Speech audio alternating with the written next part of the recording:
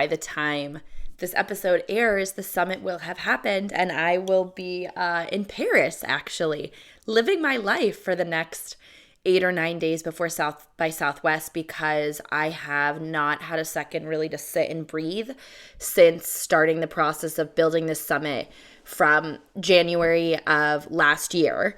And so that's kind of what inspired me to chat about on this episode is patience and how I have learned the importance of patience in life and kind of some techniques that take some time. So I think it'll be really cool to be here and see how it is now. I think the last time I was in Paris, I remember I got so much free stuff, like a really cool cooking restaurant class and some car rides. And this time I'm actually staying for part of the time at an apartment that was beautiful that I stayed at years ago called Cobblestone. And so they came through and really hooked that up as well. So I'm excited for that, and we'll be posting all of that on social media too.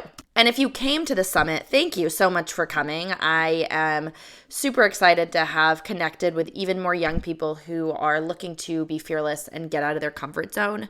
Over the past year, and especially in the past month or two, I've presented some talks that talk really a lot about how to get uncomfortable to end up ultimately being comfortable. And through those talks, I realize how much struggle there is behind the idea of getting uncomfortable to be comfortable. And I think it makes a lot of sense, because who wants to do something that feels weird? Like, who wants to write that email? Who wants to go up to someone in the middle of the street or at the gym who they want to talk to? But I certainly live in this mindset of it's either now or never. And so it always has to be now. There is no way that it can be never, because who wants to in any way live life thinking I should have done this? I think that's my biggest fear, and always kind of was growing up, was, will I have regrets throughout my life if I don't pursue what I want to pursue, or if I listen to what other people think, or people who tell me I'll never be successful enough? If I listen to all of that, the only person who's going to have those regrets is me. And I'm not the kind of person who wants to live thinking that anyone else led my life for me. So I've always just been really fearless in that pursuit to be uncomfortable and to try new things. But the whole concept of patience, I don't think that this is talked about as much as other topics like burnout, anxiety, everything relating to entrepreneurship. And I wish that, looking back, I had been taught how to be patient in these moments where you're waiting on things, because it isn't talked about enough. And therefore, a lot of times, looking back, I've probably made irrational decisions or been too persistent or overlooked many elements of a bigger opportunity because of the fact that I wasn't patient. Now, I spend most of my time, probably now like 70% of my time, I get approached, and 30% of my time I pitch, whether that means a company or a school or perhaps, I don't know, a hotel. A lot of things like that are coming from me reaching out to them. And then equally, I do get approached quite often now because I've been doing it for so long. So I am able to more vet those ideas. But there's been a few examples where patience has been really critical, actually, and seeing the process of something come together. Now, when I landed that Radio Disney show, I've talked about this on other episodes, but I went into that and got the yes in March, I think, of 2019. And then about a month or 2 months later, while the contract was being created, they told me no. And it was because they had found this series of sex ed for teens videos that was obviously not Disney approved, but it wasn't bad content. It was strictly just to educate young people about sexual education and health and parents. Because I always talk about things that I never learned growing up. Like, my goal with my brand is to talk about everything that I wish that I knew that no one told me, from the business side of things and the emailing and the pitching. And so always weaving my own experiences in through that. But patience, I had no patience when they told me no. And I remember it, and if you've listened to past episodes, you know this situation. But when they told me no, there was about a 5 or 6 month gap there where I just went crazy. I thought I was kind of losing my mind, to be honest. I was so depressed and so anxious and so mad at myself. I wish I had been more patient and just let things play out, because I'm not super spiritual, but if there is one thing that I know, timing is everything, and that the business field is certainly up and down all of the time. And so instead of taking things personally, a lot of times if you can take a step back and make it not about you, it's a lot easier to view opportunities, the yeses, the nos, in a different light than when you're right in the middle of it. And because for that show, I had pitched that show and that was my show and that was my idea, I was so frustrated and it just spiraled me until I actually got the yes 6 months later. But in that 6-month period, everything just felt so wrong. I couldn't get myself on track. And I wish that had I taken that no and still been persistent throughout those 6 months, but not let myself get depressed and anxious, I would have been able to pursue so much more with the summit in that 6-month period. So I'm curious, from those of you who are listening to this episode, how often do you feel like being impatient harbors you from pursuing something at the greatest level because you're frustrated and because you want things to happen fast? Now, social media has made the obsession with getting everything so instantly so bad. And I see this with young people. And when I've interviewed other founders, especially, for example, Leslie Wolfson, when I interviewed her a few weeks ago, and she said, I am shocked at how many people walk in the room at this point, young people, and think, I am better than you. I know everything and I am going to tell you how to do your job. And they're in their early 20s. And unfortunately, if you're in the room with someone who is in their 40s or 50s, you have to be really stupid to think that you know more than them, because you don't. They have lived longer. So get away from that excitement and obsession with the instantaneousness of social media, because if you allow yourself to follow that path, that is when that patience becomes either obsession or depression, and that can be a really negative spiral to go down. So like I said, with that experience, now I didn't feel so frustrated because of anything relating to social media. I would say in that 6-month period in between them saying no and then getting the yes, it was more like I was so hard on myself. But I just wish that I had known at that point that what the world is supposed to give you, it's going to give you. And I ended up getting the show. And I should have been less hard on myself when that happened, because I didn't know otherwise. And that's something really critical to know in the business world, is that a lot of times you won't know everything. When I landed this UConn summit, I did a post on this a few weeks ago. I had pitched this summit to him on the phone. I was approached by UConn actually about the summit, and on the phone I had said I would do it for $2,000, and looking back, $2,000, thank God I didn't do it for $2,000, because I literally don't know how I even would have kept my mind in one piece up until now, because that's way too low money for the amount of time that it takes to plan this. But even on that phone call, I got so excited when he was like, how much money do you want, that I just threw out $2,000. But think if I had taken a step back, thought about for a second, right? And then was like, let me come back to you with an email on what I think is a fair price. And I could have done my due diligence. I could have asked other people or reached out to other companies similar to this to get an idea of what is a ballpark for this. I ended up getting the $10,000, which still now I would never do a summit again for even $10K. I'm looking, if I ever do one again, I'm like in the $20 to $25K ballpark, because it's just way too much work. And it's just money. Everything to do that costs money. And the biggest part of the money part with the summits is time. But if you're on the phone call with someone and they ask you, like, what do you want now? If a part of you is like, I think I could have a better answer to this via email, or I think that I need to do more research, then just be patient.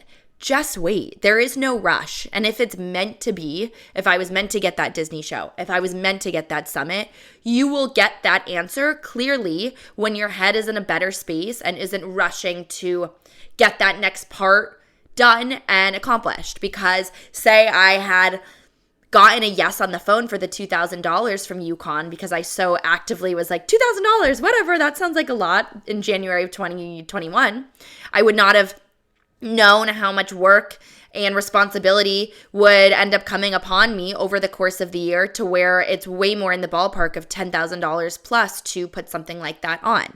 So if you're struggling with lacking patience and feeling really insecure about not doing well enough because you're not getting results fast enough, I always like to say you should have your toes dipped in a few different opportunities at a time. And that's why I like having my website and the podcast and the social media and the TV segments that I do, because I'm never bored.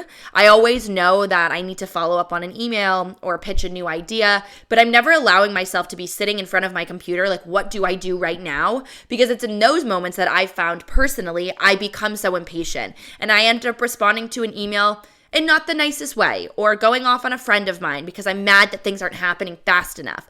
When it's like, in those moments, if you don't have something going on, go and read a book.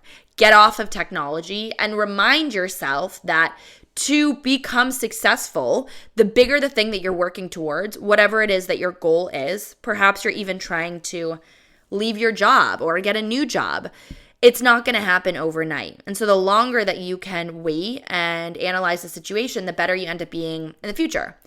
I have another example of this too. I, for the summit, had nothing to wear, and so I decided to pitch a mall. Now, a lot of times in my industry, here's what I've realized, and I think this is a critical takeaway from this episode.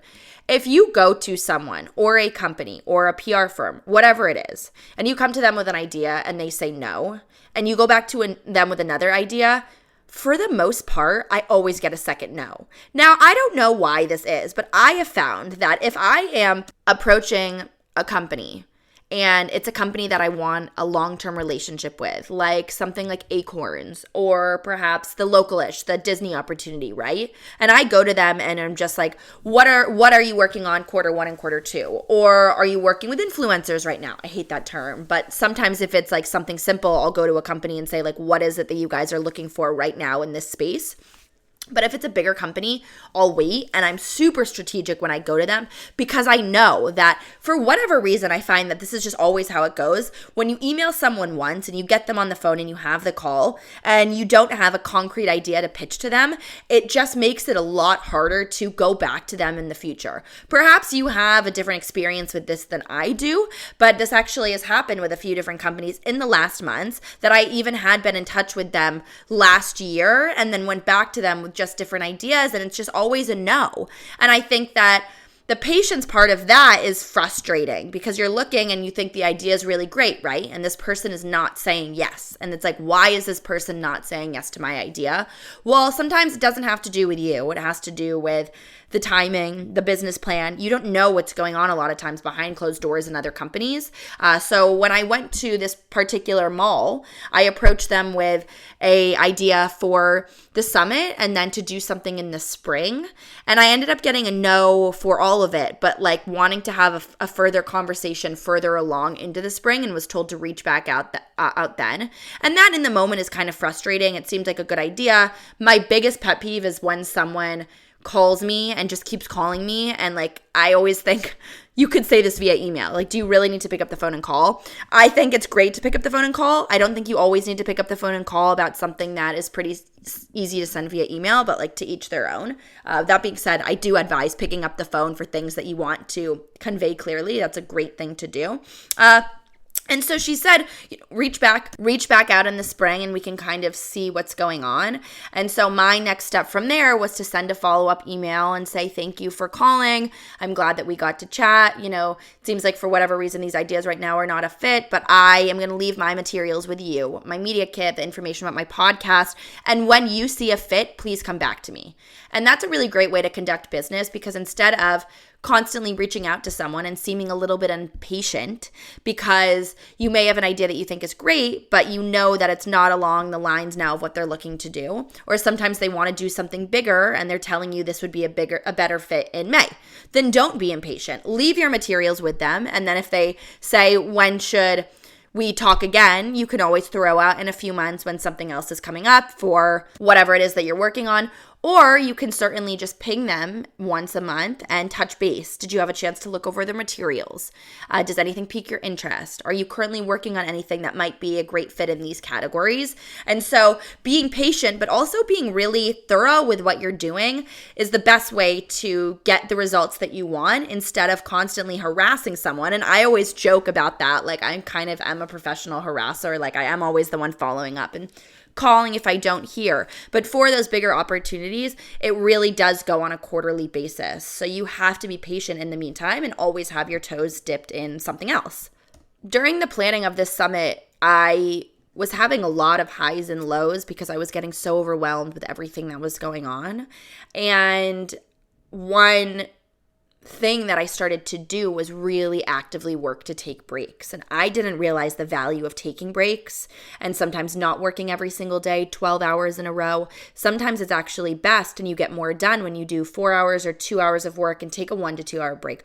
Go on a walk, read a book, watch a TV show, whatever it is you want to do, and then go back. And then from there, I found that for me, I end up feeling a lot fresher and more excited. I am very impatient just naturally as a person. I do want results and I want answers fast. And so when I don't get those, I have a tendency to follow up a little bit aggressively or call someone when maybe I could have waited an extra day.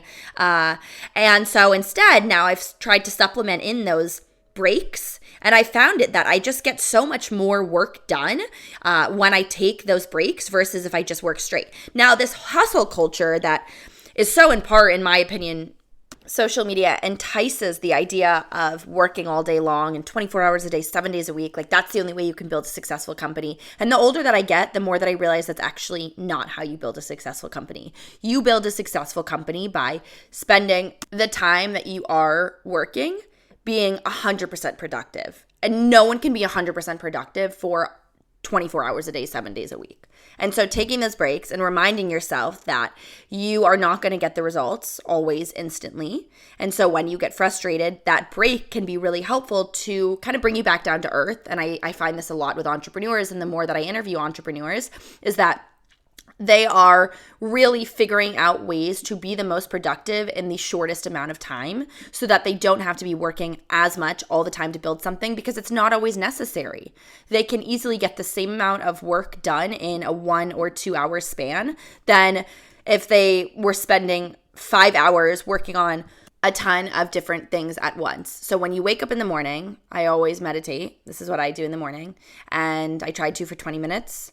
I have this new app that I use called Shut Eye, and I actually really like it. I've kind of been tracking my sleep with it. I don't really know what it's doing, like how much it's helping me or whatever, but I like to know how much I sleep. And I always find that I'm the most productive when I do sleep between 8 to 10 hours a night. A lot of people ask me, how do you sleep so much? I don't know, I just do.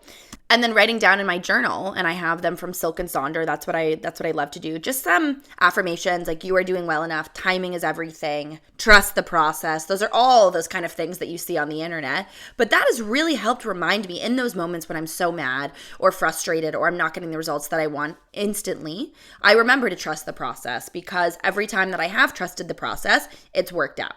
It's only not worked out in a few different times. And when I look back, the times that it didn't work out, it's because something else better was coming. And so if you're not willing to be patient, then you're going to lose out on the other opportunities where that better thing does come because you were so frustrated in the moment that you weren't doing well enough for yourself. So when you get up in the morning and maybe you meditate or you go on a walk, write down in that journal 1 to 2 things you want to accomplish during the day. Perhaps if you're maybe a huge overachiever, you're going to write down 15 things you want to accomplish. But I'm a big advocate for writing down 1 to 2 things so that I feel like I can get them done. And then when they're done, take a break. And then that's when you can go on to the next thing. And that's how you really train your mind to be so precise with your time and specific with your time, but also give yourself time. It is so cool if you run your own business or this is the kind of lifestyle that you're looking to pursue or even have a side hustle. It is so cool to be able to do whatever you want with your time. But what comes with that is the responsibility of realizing that in the moments when you have nothing to do, it doesn't mean that you don't do nothing. You still need to find something to do. So I would certainly say that if you're struggling with being patient, try doing that in the morning when you wake up and having those 1 to 2 tasks and then taking a break when you accomplish that task and go on to the next task after that. And perhaps maybe that day you don't have anything else to do. Okay, so let that day then be the day where you're like, I've worked hard enough for the past 4 hours or 2 hours where I work today. I'm okay now to relax a little bit and enjoy myself, maybe go grocery shopping and get out of your comfort zone by doing that. I've actually been pushing myself to do more of that. On Thursdays or Fridays, I won't work all day starting at 9 and go to 5 p.m. I will work 2 hours and then walk, or I'll work 2 hours and go get my nails done, 2 hours and go to the grocery store. And I just realized that it's become a really beneficial way for me to enjoy my life and also enjoy my work. Because at the end of the day, if you're an entrepreneur, you work all the time. It's always in the back of your brain. What else can I do? Should I be doing more? And so if you can remember that you also want to be having fun along the way, that's the best way to live life. Is you only get this one life. And in Europe, they literally pay you to have summer vacations. We don't get that in America, so you have to find ways to weave that in throughout your day. And don't get obsessed with that hustle culture because it's out there and it makes sense. And we're all doing our own hustle. But just because someone else that you know works all the time, every single moment, that doesn't mean that that person is accomplishing any more than you are. It certainly doesn't. It just means that maybe they're a little bit more adamant about showing that they're working every minute in some capacity to prove someone something or whatever to anyone. And so just let people do their own thing and really remind yourself to be patient and not compare yourself to other people. I would love to do another episode following this one actually about how to not compare yourself to other people, because I get asked that question a lot. That's a whole other conversation. And there's so much research behind that and the detrimental effects of social media that make comparing yourself to someone else so easy. So I'll talk about that in another episode. But I wanted to make this one a little bit shorter. I'm trying to kind of weave more episodes that perhaps are a little bit shorter and easier to listen to, but keep you inspired throughout your week. And so the one for patience, for me, that was just always something that I struggled with. And the times where I found I'm more patient, I've done a lot better. So certainly keep that in mind as you evolve whatever it is that you're looking to build and the next step of your career or journey to being ultimately fearless and getting uncomfortable to be comfortable. So thank you guys so much for listening to this episode. Have an incredible rest of your week. I'm excited to keep you all in the loop about the app and the mentorship element of that I'm really excited about for the next steps. And give The New Unfiltered a follow on social media at The New Unfiltered, as well as my personal social media at Alexa_Curtis. And I'll see you guys back next week for a new episode.